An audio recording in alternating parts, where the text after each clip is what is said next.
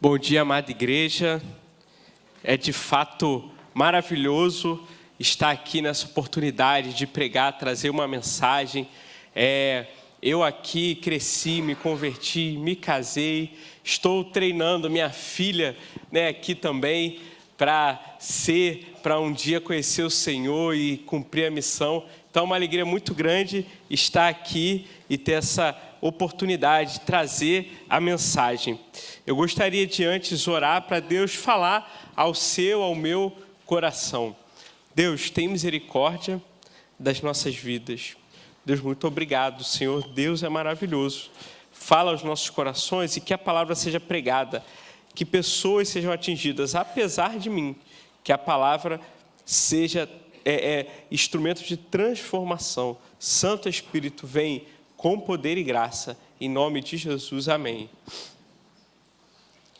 Amém. Eu quero falar sobre um tema bem precioso, e o tema é esse aí que está aparecendo, a importância da constância. Sabe, meus irmãos, um homem chamado Bauman conseguiu fazer uma leitura assertiva, certa, correta da nossa sociedade, dos tempos que ele chama de tempos modernos. Então, ele diz que nós vivemos numa modernidade líquida, onde os tempos são líquidos, onde a vida é líquida. E aí ele vai dizer essa frase bem famosa dele: vivemos tempos líquidos, nada é para durar. É a ideia de que, de fato, os valores saem entre os dedos, vazam entre os dedos, de tanta facilidade que nós temos de mudar de valores, de ideias, de opiniões com valorativas, Então, a questão da modernidade, do tempo líquido, ele vem para demonstrar como uma geração não consegue seguir com firmeza determinados princípios. E essa é a nossa geração. Nós estamos diante de tempos assim, tempos que favorecem um divórcio rápido, por qualquer motivo, por qualquer ocasião as pessoas estão se divorciando, por frustrações no casamento, por momentos no casamento que um não agrada ao outro. As pessoas estão se divorciando, estão deixando de ter um relacionamento, estão deixando uma promessa para poder viver a vida que as pessoas falam, a vida de alegria. Eu quero ser feliz, o outro não está me fazendo feliz, então eu vou ser feliz. Quando a gente esquece que a nossa missão é fazer o outro feliz e não ser feliz. Fazendo o outro, eu serei feliz também. Nós também, nesses tempos líquidos, acabamos lidando com um fenômeno que são os desigrejados. Os desigrejados é algo interessante e triste. A pessoa não gosta do pastor, não gosta do que o pastor falou, não gosta do que o pastor pregou, e não porque ele pregou heresia, mas porque ele pregou algo que não caiu muito bem, a minha vida é outra, eu quero uma pregação que me massageie, não, estou na igreja, mas vi a luz ali, a lâmpada está errada e ninguém conserta, essa igreja não serve para mim. Vivemos isso, tempos líquidos, tempos de igrejas, membresia líquida. Eu mudo de acordo com a minha vontade, Eu mudo de igreja quando eu quero. Se não me sinto bem aqui, eu vou embora, eu vou para outro lugar. Tempos em que a relação no trabalho também é líquida, Se a igreja, se eu me sinto incomodado com a igreja e saio, que dirá do trabalho? O chefe não gostou do meu trabalho, pediu para eu consertar um parágrafo. Que coisa, que droga, céus, vida, vou sair do trabalho.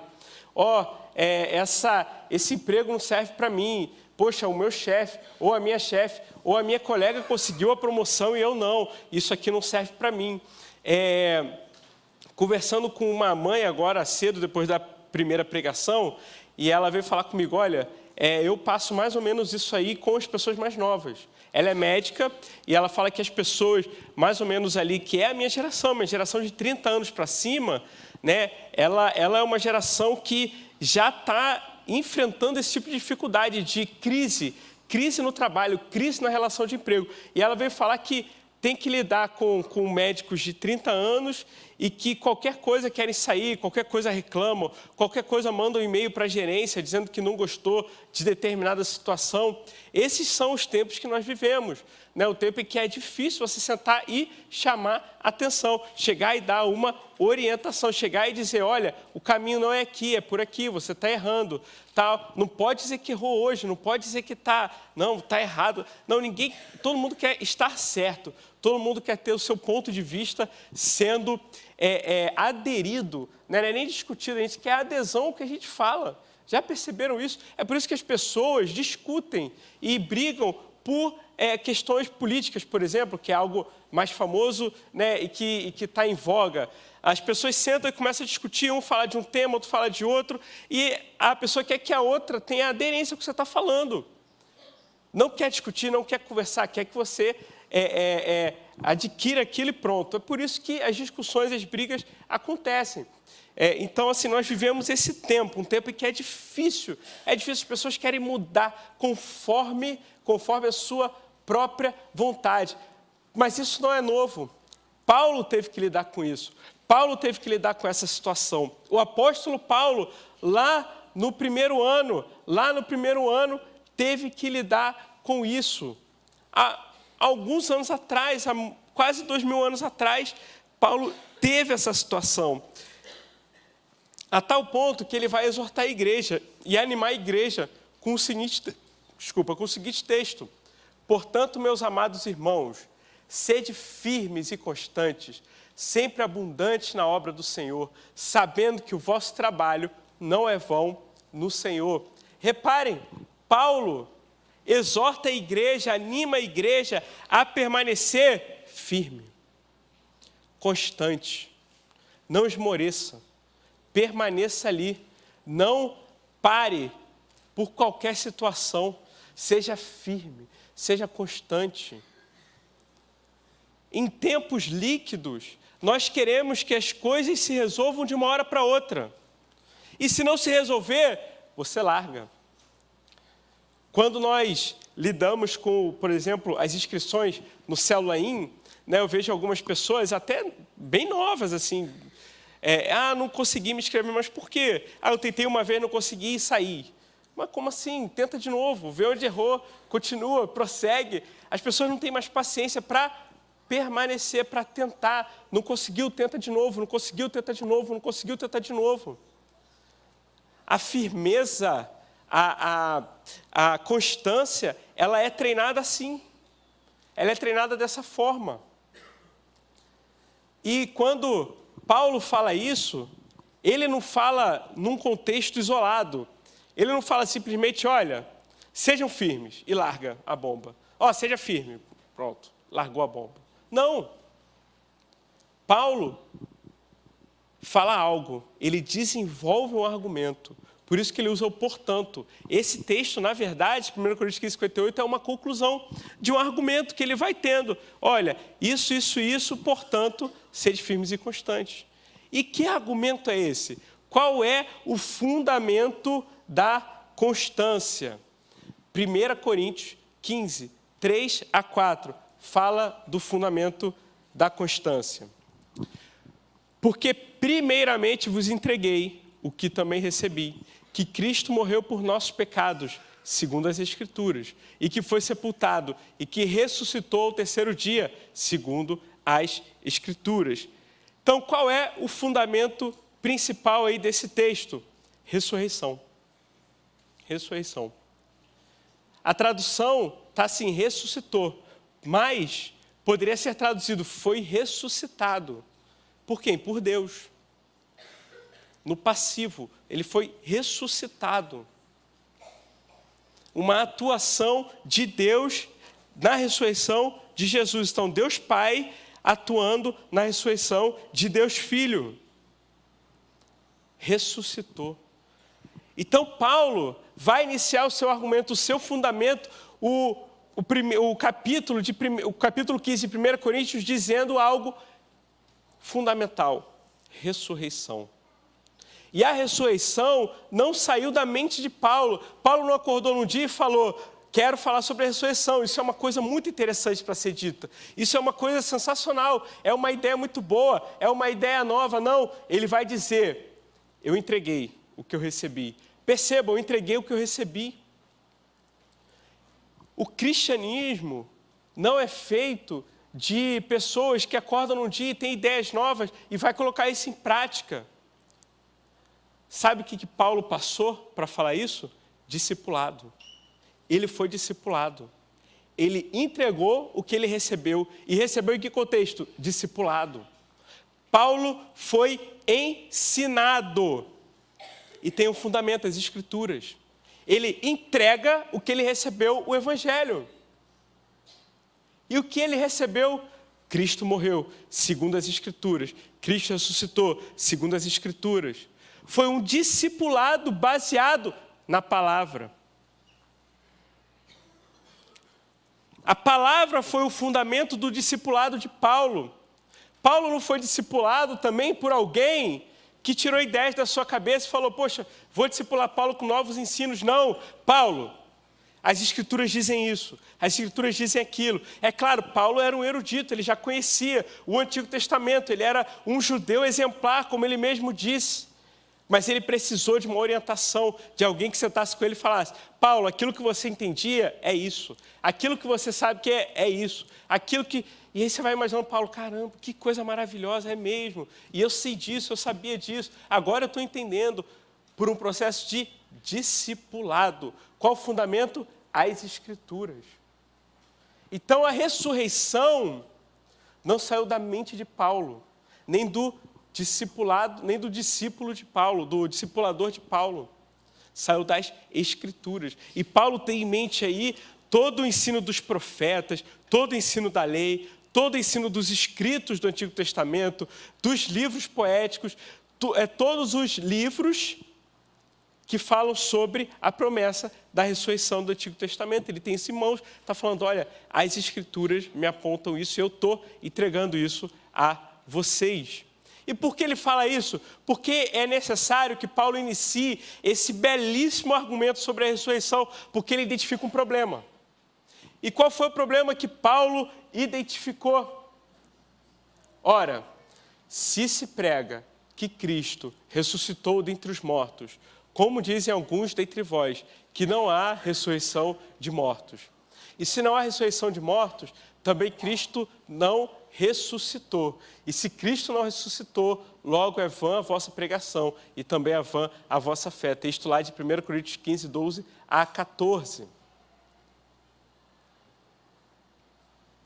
Paulo identifica um problema que ele coloca aqui como uma pergunta que chegou até ele.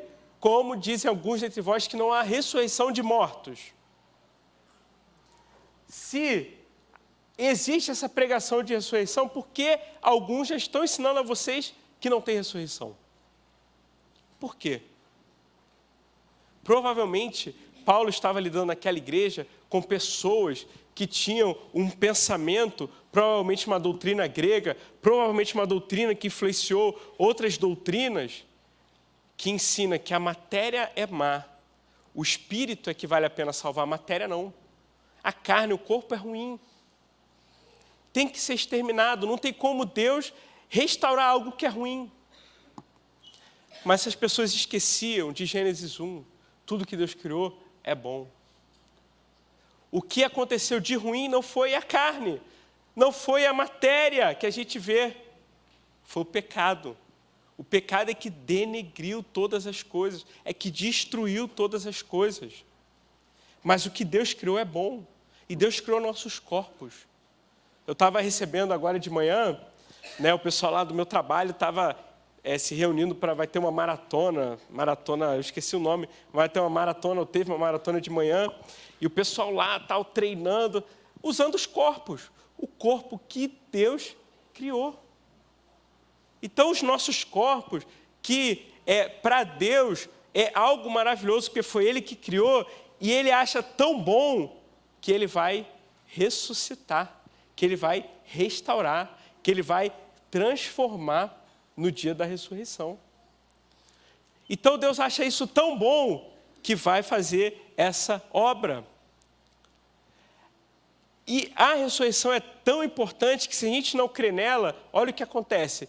E se também não há ressurreição de mortos, também Cristo não ressuscitou.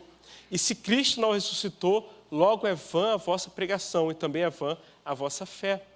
Alguém pode dizer, Felipe, qual a importância?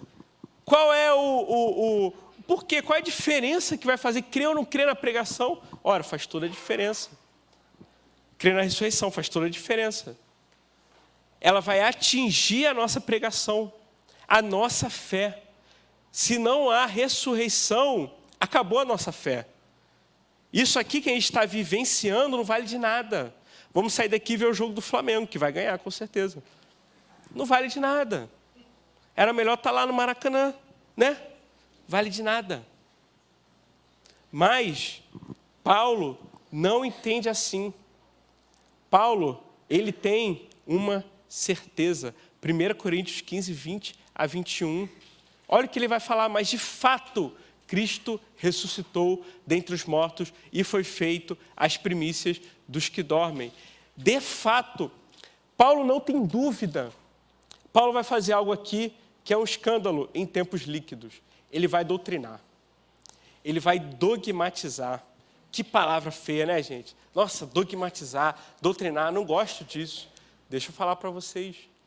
A partir do momento que nos convertemos, que o Espírito Santo convence o nosso coração e a gente aceita Cristo, nós já estamos entrando em uma doutrina, nós já estamos sendo dogmatizados pelo próprio Espírito de que Jesus é o Senhor, Jesus é a única salvação, Jesus é o único caminho. A fé cristã é feita de certezas. A fé cristã é feita de desculpa, dogmas. E Paulo está ensinando isso. De fato, Cristo ressuscitou dentre os mortos. Isso é um fato. E tem que ser ensinado assim.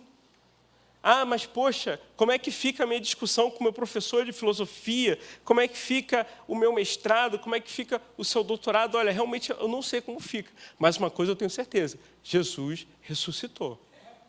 Jesus ressuscitou. Ah, mas tem, a ciência fala, não sei o quê. Tudo bem, mas Jesus ressuscitou. Está aí, está aí. Tão certo quanto esse ar que a gente respira, Jesus ressuscitou. E Paulo vai colocar isso, olha, eu tenho uma certeza. E a certeza é essa. E a certeza traz esperança. 1 Coríntios 15, 54 a 58. Sabe, meus irmãos, antes de ler o texto, nós vivemos em tempos que a gente pensa ao contrário. Quando eu falo a gente, eu me incluo. Porque a gente vive debaixo dessa cultura. A gente tem a tendência de pensar que a certeza aprisiona. Mas Paulo vai ensinar que a certeza liberta. Sabe, esse ensino que tem de que você não pode frustrar o filho. Você não pode fazer o filho chorar. O filho não pode chorar. O filho, tudo a gente tem que dar para ele. Tudo ele tem que... Se nós não dermos limite, eu vou falar, nossos filhos vão ficar desesperados. Vão ser pessoas totalmente sem orientação na vida. A cerca, o limite, faz bem para os nossos filhos.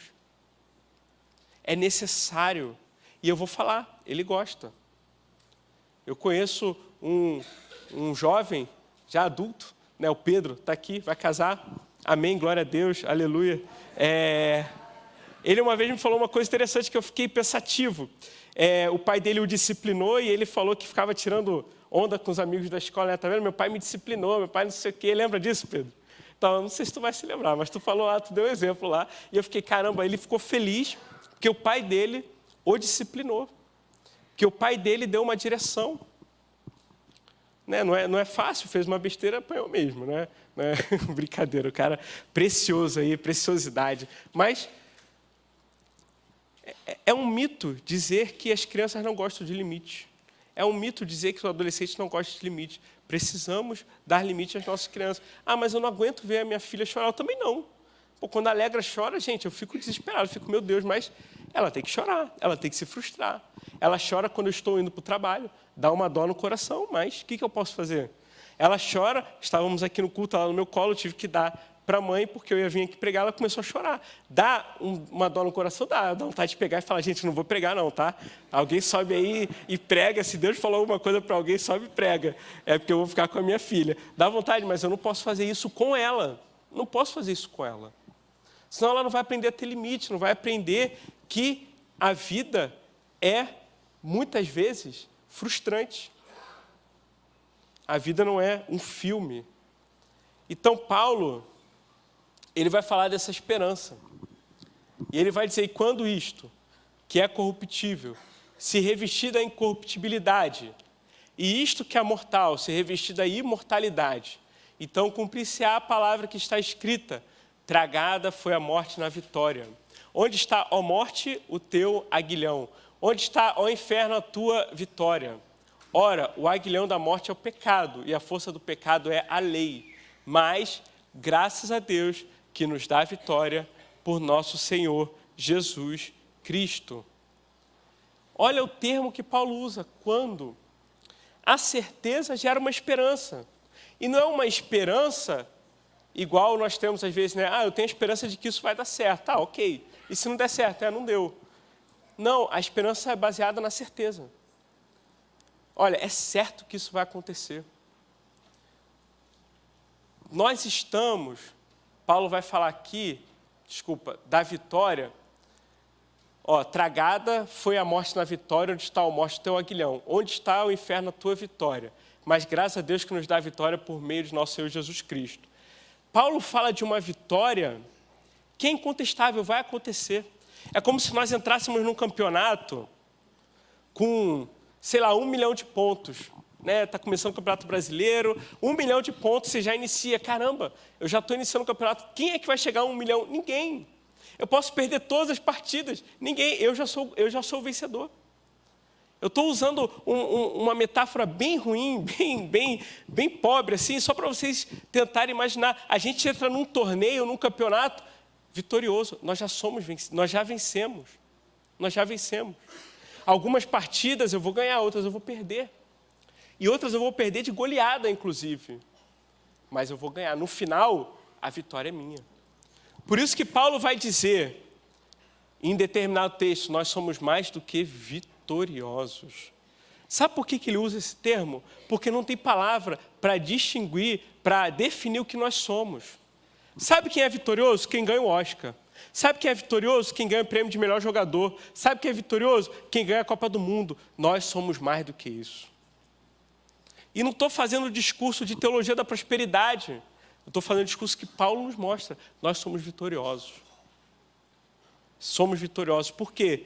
Porque a ressurreição, a vitória sobre a morte, ela é certa. Quando isso acontecer, quando nossos corpos forem transformados, quando o que é incorruptível se tornar corruptível, quando o que for mortal se tornar imortal, vai se cumprir uma promessa. Tragada foi a morte pela vitória. Segundo as Escrituras. Não estou tirando isso da minha mente. E é por causa disso que Paulo vai dizer isso. Portanto, sede firmes e constantes, sempre abundantes na obra do Senhor, sabendo que o vosso trabalho não é vão no Senhor. Porque ele prega um evangelho que diz que Jesus morreu, mas ressuscitou, segundo as Escrituras. Porque ele prega um evangelho que tem uma certeza de vitória sobre a morte. Porque tudo isso existe, é que nós temos que nos animar. O nosso ânimo está baseado no ensino fundamental de que Jesus ressuscitou e que ele é as primícias e nós ressuscitaremos ou seremos transformados, porque vai ressuscitar quem morreu, vai ser transformado quem estará vivo na época, quem sabe a gente, né? Mas ou vai ser ressuscitado, ou vai ser transformado. Mas quem passar por isso vai experimentar esse cumprimento. Onde está a morte, a tua vitória? Por isso Paulo vai dizer, sede firmes e constantes. Seja constante. Seja constante. Não seja espetacular, seja constante. Não seja genial, seja constante. Os gurus aí do concurso público sabem que você não precisa ser um gênio para passar no concurso público. Existem gênios, sim, mas o que a pessoa precisa ter é constância. Estudando diariamente. Na vida com Deus, o que nós precisamos também é constância. E o que a constância vai implicar na nossa vida? É necessário nós termos constância por causa da célula, na célula. É necessário que não desistamos da nossa célula. Olha, eu nunca tive muita dificuldade de falar em público. Já fiz teatro, já não sei o quê, enfim. Mas essa carreira ficou de lado da minha vida. Né? Não tenho saudade, não tenho falta, enfim. Mas eu não tinha tanta dificuldade, nunca tive. Mas quando eu fui dar um estudo numa célula, eu tremi de medo como nunca. Eram pessoas olhando para mim que me conhecem, sabem quem eu sou. Sabem quem eu sou. Então, aquilo foi terrível. Eu vou falar que é fácil. Muitos não me conhecem. Falar que é fácil. Agora, na célula, que a gente está lá toda semana pedindo, orando, colocando questões, é difícil. Eu tremi, eu falei, meu Deus, o que eu vou falar? Estou tão vazio. Né? Mas Deus tem trabalhado isso na minha vida. Muitos desistem da célula também, porque não é toda célula que desce o fogo. E é verdade, não é. E eu vou falar uma coisa para vocês. Não quero desanimar vocês, mas não vai ser toda célula que isso vai acontecer. Não vai ser.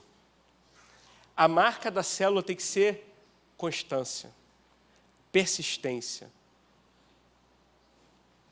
Momentos de avivamento vão acontecer, mas na constância. Às vezes a gente pensa que, não, eu vou fazer uma célula, e na primeira célula você vê, é normal, um pede uma coisa, outro pede outra, você vai lá, ora, tem um estudo, come, ou antes e depois, né? Então come, e pronto, acabou, cada um vai para casa, e você fica assim, poxa, mas é isso? É isso. Célula é isso. Você quer ver a célula ficar mais legal ainda? Começa a se abrir. Começa a colocar o seu coração para fora. Quer ver ficar bem mais legal ainda? Vai aprofundando. Fala dos seus pecados na célula. Opa, que isso, Felipe? Claro que não, eu sou líder de treinamento, eu tenho que passar uma imagem. Esse é o problema, é por isso que você desanimou na célula. É porque você está preocupado com a sua imagem. Você quer que a sua imagem seja boa. Você quer ser exemplo, mas eu vou te falar, se você é um líder perfeito, você é um mau exemplo. Eu tenho chegado a essa conclusão. Se você é um líder perfeito, você é um mau exemplo. Porque você está ensinando os seus liderados a serem falsos perfeitos. Porque nós sabemos, não existe perfeito. Mas se você naquele momento aprende a se abrir, você vai ver a tua célula se quebrando. Eu sei porque a minha célula, a gente faz isso. Eu fui desafiado por Deus. Se abre. Se abre. E quem é da minha célula, depois vocês podem perguntar aí. Marcelo, Felipe Herculano, não sei se tem mais gente aí da minha célula. Né? Mas a gente procura se abrir. Falar pecado, confessar pecado. Discutiu com a esposa? Fala na célula. Ah, não, filho, mas você é pastor, você não fala essas coisas. Eu falo. Gente, eu tenho que falar. Senão, o que vai ser da minha célula? Vai ser só mais um encontro, onde pessoas se reúnem e eu pedi de oração assim, o que você quer pedir, Felipe? Pelo meu trabalho, pela minha família. O que você quer pedir, fulano? Pelo meu trabalho, pela minha família. O que você quer pedir? Pelo meu trabalho, pela minha família. Cara, desculpa, que coisa chata. Olha, quem vive em célula assim, eu entendo porque quer desanimar. É claro que vai desanimar. Mas procura fazer algo diferente. Se abre. Se abre. Ah, mas e a confiança? Faz um pacto de confiança na tua célula. Olha, gente, o que for dito aqui vai morrer aqui. Ninguém pode nem comentar com o melhor amigo naquela conversa. Eu vou te falar algo para não falar para ninguém. Não pode. Saiu, quebrou a confiança. Entendeu? Saiu, quebrou a confiança. Não é para falar nem para a esposa, nem para o marido. Saiu, quebrou a confiança. Está ali, todo mundo ali. Um outro ponto que é desafiador a nossa constância, família. Se a célula tem intimidade, família então, meu amigo. Aí que, olha, uma coisa sou eu aqui pregando, outra coisa sou eu lá em casa. Isso é terrível. Imagina, eu estar aqui pregando, a minha esposa assim, eu sei o que tu é lá em casa. Está falando aí, todo bonitinho, não sei o quê. Sei o que tu é lá em casa. Imagina. É terrível pregar, gente. Vocês pensam que é terrível. Você fica pensando, meu Deus, o que eu vou falar? O que eu vou falar para esse povo? É terrível. Porque a gente sabe que nós somos pecadores. E que muitas dessas coisas eu estou pregando para mim primeiro. Se não tudo, né? Muitas, se não tudo. Eu estou pregando para mim primeiro. Deus fala primeiro comigo, olha, Felipe, você precisa ser constante nisso. Aí eu, entendi. Então, esse é um tema que Deus tem falado comigo e eu estou aqui pregando sobre isso. É isso. Deus tem falado comigo sobre constância, por isso que eu estou pregando para vocês. Então, o desafio, constância na família. Se nós aprendermos, e uma vez eu vi um vídeo de um grupo de pastores já antigos, já há 40 anos de ministério, e todos ali permaneceram firmes também na sua família, no seu casamento, e eles vão falar assim, sabe qual é o fundamento do casamento? Algum vai falar, o amor, não sei o que, não. É isso aqui, ó. É a aliança. Esse é o fundamento do casamento. A coisa mais importante do casamento é a aliança. E aí eles vão falar a história de um senhor, né? O Pedro você viu, né, Pedro? De um senhor que ele vai falar assim, olha, e eles contam, é engraçado, o senhor tinha lá 60 anos de casado, não sei o quê. Você já pensou em divórcio? Ele, divórcio? Não, nunca pensei em divórcio. Matar, sim, divórcio não. Né? Então, assim, assim, isso é engraçado e é de fato, é algo que a gente tem que pensar, não pensar em matar, mas pensar assim, gente, não pode passar pela nossa cabeça a palavra divórcio. Não pode. Essa chave não pode virar na nossa cabeça. Não pode. Pensou em divórcio, é abrir a porta para algo muito sério na vida do casal. Essa palavra não pode passar na mente. Não pode, passou, você já corta. Não, isso não existe aqui em casa. Existe morte. Né? A gente vai se matar, vai chegar lá, e depois resolve. Inclusive, esses dias tive um momento com a Sara desses, né? De discussão e tal, aquela coisa que a gente sabe que é gostoso no casamento. E aí, mulher é muito perspicaz, né, gente? Assim, a mulher olha, você já sabe o que você está pensando, sentindo. Dá até medo. Uma vez eu falei, amor, não fala para mim o que eu estou sentindo, por favor. Né? Porque ela vai num ponto, dá até medo, eu não consigo. Né? Então, Deus falou para mim, olha, pede perdão. Não, é injusto Deus. Eu lá com Deus, falando, Deus, não sei o que, não sei o que, não sei o que. Olha, pede perdão. Pede perdão que eu tenho uma bênção. Puxa, Deus. Aí fui lá e tal, olha, amor, queria pedir perdão, ela também pediu perdão, e a bênção veio depois. Vocês sabem qual é a bênção da reconciliação, né? Olha, adolescentes, jovens que não são casados, quando vocês se casarem, vocês vão experimentar a bênção da reconciliação. Os que são casados sabem qual é a bênção da reconciliação, né? Como Deus abençoa aquele momento da reconciliação. Então, olha, casais se reconciliem. Deus tem algo maravilhoso para depois da reconciliação, hein? Então, vocês quem vai casar agora, pode conversar comigo, eu vou falar sobre o que é a bênção da reconciliação. É muito bom, é a unção da reconciliação, vou chamar de unção da reconciliação. Né? Que baixa essa unção aqui. Né? Então, perseverar, ser constante na família. E olha, ser constante na vida com Deus. É impressionante como nós somos influenciados, às vezes errado, por movimentos hiper espirituais e que a gente pensa que também nós temos que ser hiper espirituais. Sabe quem Jesus falou que é salvo? O que persevera. Jesus fala da perseverança, constância. Tem muita gente que desiste na primeira semana que está buscando o Senhor, está lá, né, no desafio do momento piedade, 15 minutos, 7 minutos e meio lendo a Bíblia, 7 minutos e meio orando, e está lá, segunda consegue, terça consegue, segunda, porque a gente sempre começa as coisas na segunda consegue, terça consegue, quarta consegue, quinta consegue, sexta não conseguiu, e já não serve mais para mim. Você não conseguiu sexta? Vou te dar uma dica. Não conseguiu sexta? Tem o sábado aí. Tem o sábado. Volta no sábado. Não desiste.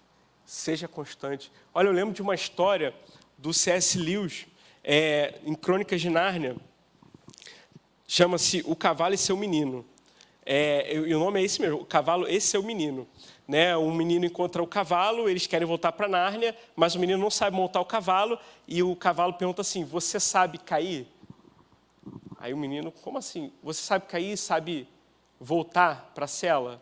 Você sabe cair de novo e voltar? Cair e voltar, cair e voltar? Só assim você vai aprender a montar. Você sabe lidar com um dia de frustração espiritual?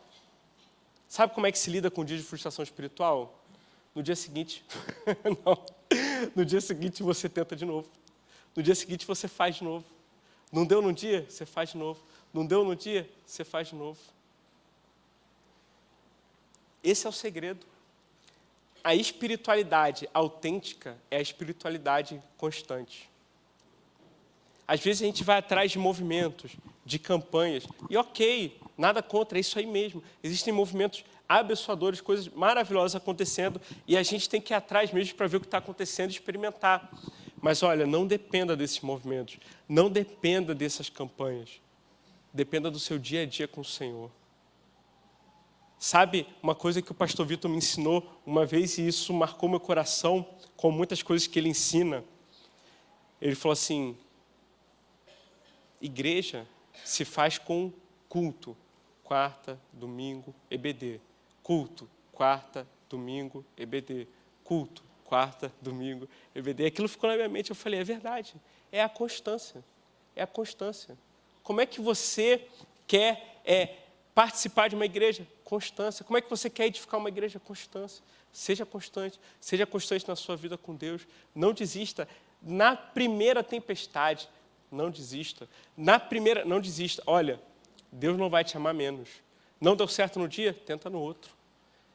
Nossa, estou desesperado porque, caramba, eu estou recorrente nesse pecado. Caiu? Se levanta. Cai de novo, se levanta. Cai de novo, se levanta. Se levantar, cair. Hoje nós ensinamos pouco as pessoas a lidarem com a frustração do pecado. E olha, só tem uma forma de lidar com a frustração do pecado, é saber que Jesus é o nosso advogado junto ao Pai. E Ele é o nosso advogado, Ele, por ser o nosso advogado, nos perdoa. E em Hebreus vai dizer que Jesus é o sumo sacerdote que se compadece das nossas fraquezas. Ele sabe o que nós passamos, porque Ele foi tentado, ainda que Ele não pecou, mas Ele foi tentado. Isso é chocante, chocante. Nós temos um Deus que se relaciona com a gente, se preocupa com a gente, e mais, se fez como nós, para poder dizer, olha, eu caminhei como você, eu sei o que você passa. Mas não para jogar na nossa cara, para dizer, eu te entendo, estou com você por isso, porque eu sei como é que é. Então, mantenha-se constantes, firmes. Eu queria desafiar você. Queria chamar já o pessoal da música para vir aqui. Eu queria desafiar você que foi tocado e que entende a necessidade da constância, para vir até aqui na frente, para orar, pedir constância. Eu estou aqui porque eu sou o primeiro que preciso, então eu estou aqui também. Então eu queria desafiar você, você foi tocado, você está lutando, precisa de constância em alguma coisa, em alguma área, talvez não tenha sido nem citado aqui. Queria desafiar você a vir aqui para nós orarmos juntos, para nós estarmos juntos no momento. Aqui não tem nada especial, aqui não é místico, aqui não é. Mas aqui, quando a gente vem na frente, nós estamos falando assim, olha, me ajuda, eu estou junto, isso é comunhão. Então, olha, vem aqui na frente, juntos, Vamos orar, vamos pedir a Deus, clamar por constância, clamar por firmeza, para que dessa forma nós possamos caminhar, sabendo que um dia a nossa vitória vai ser completamente consumada.